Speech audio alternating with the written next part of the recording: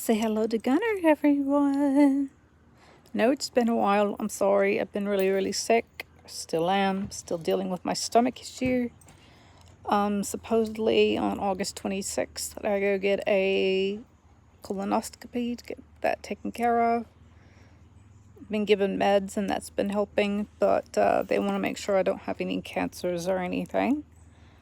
And as you can tell by the weather, it's either been raining every day or it's been 100 degrees. So that's what we're dealing with here in where I live. It's been really odd, really odd with the weather we've been having. And his boots are on the way. Did finally order him some boots. Blanc. So he is a happy dog. And yeah, so like I said, everything's going my way. Please excuse my legs. I'm stretching out, trying to get a little bit of color on them because I am like white, like that color white. So anyway, everything here other than that is going pretty good. My dachshund service dog, we thought for a while had throat cancer because he was reverse sneezing. Had a turn this back around. Had a thickening throat, was having a lot of issues. We found out it was because of the bark collar, wearing a bark collar all the time, well, almost all the time. And then the reverse sneezing, he still does the reverse sneezing, but it's actually because of the allergies, because it rains all the time. And then it gets really dry. So it's causing the pollen to be really bad. I'm going to steal some coffee. Excuse me. Yes, coffee at 3.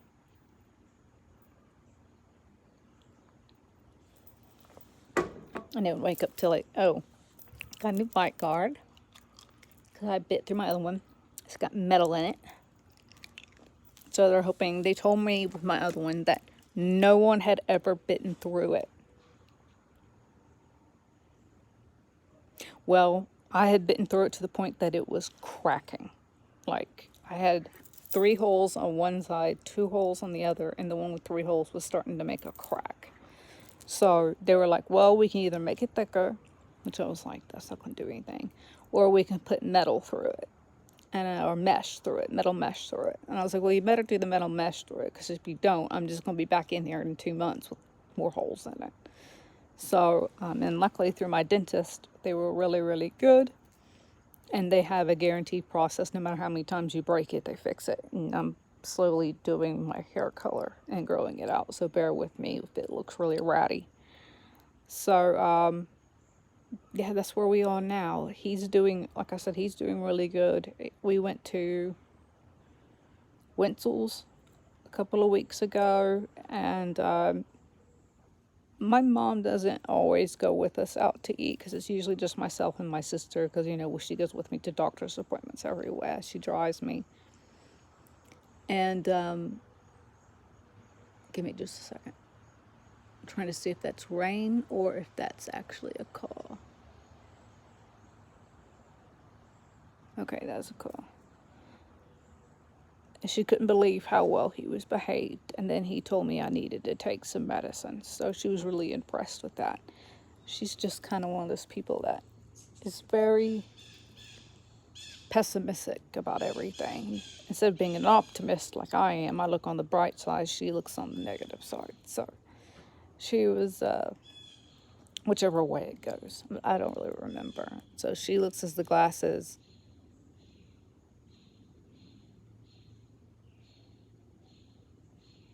Well, let's put it this way. She looks as everything is negative, and she's a perfectionist, and I look as everything is, well, at least it's something. I have something to work with, and I've always been like that, I guess, because of the horse world, the way I was on the horse world. I never got perfect horses. I never had perfect anything until I got older, and then we were able to get a little bit more money, and then I started to be able to afford more tack because I was working with clients. And I was able to save up that money and buy the better tack and buy a little bit better horse stock. And even then, sometimes the horses I would get would be $500, and I could turn around and make a little bit more profit on them.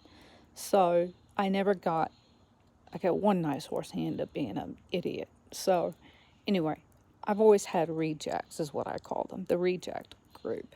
They've never been really, well, except for Mocha, they've never been really, really nice horses. They've always been hard to ride, very sensitive, very hot horses. And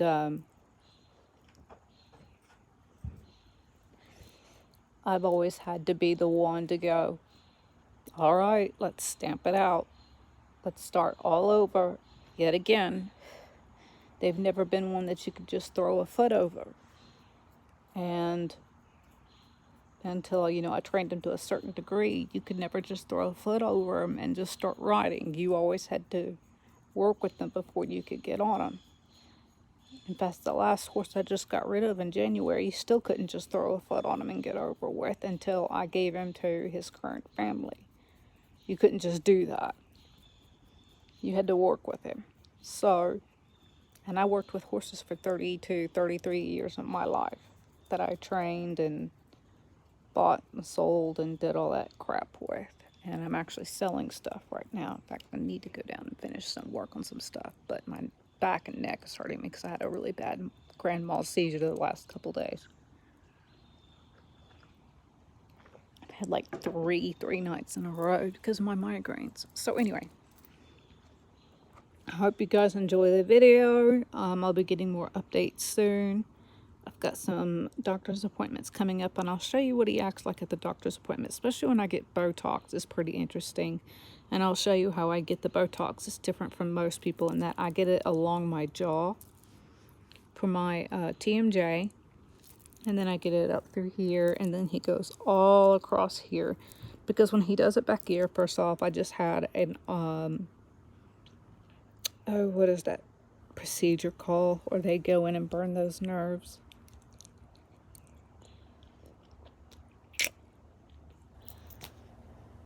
Can't think of it right now. Radio frequency ablation. I just had that done. But if I hadn't, what happens through here is Botox freezes your muscles, which means your head goes down like this.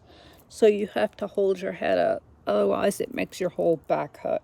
So I don't have him do down along my neck. He comes down to maybe like this far on both sides of my neck, and that's it. Otherwise, he just comes down around my nerves, or down around my ears to where the nerves of where your migraines are. So, yeah, he does most everything up through here and around my forehead, and right through here is already really tight because of all the Botox. And then he does what we call the resting bitch face area right through here, the 11s. And then none on my face, except for I told you right through my jaw. And then there's an area right here on the bony area that he does. And then he has me open my mouth. And you don't want to hear a pop. And right now you don't hear it because I just had it done not too long ago, which is amazing. But the bite guard's helping. But I get it done on the 28th, I think. So we'll see. Anyway, take care, you guys. Bye.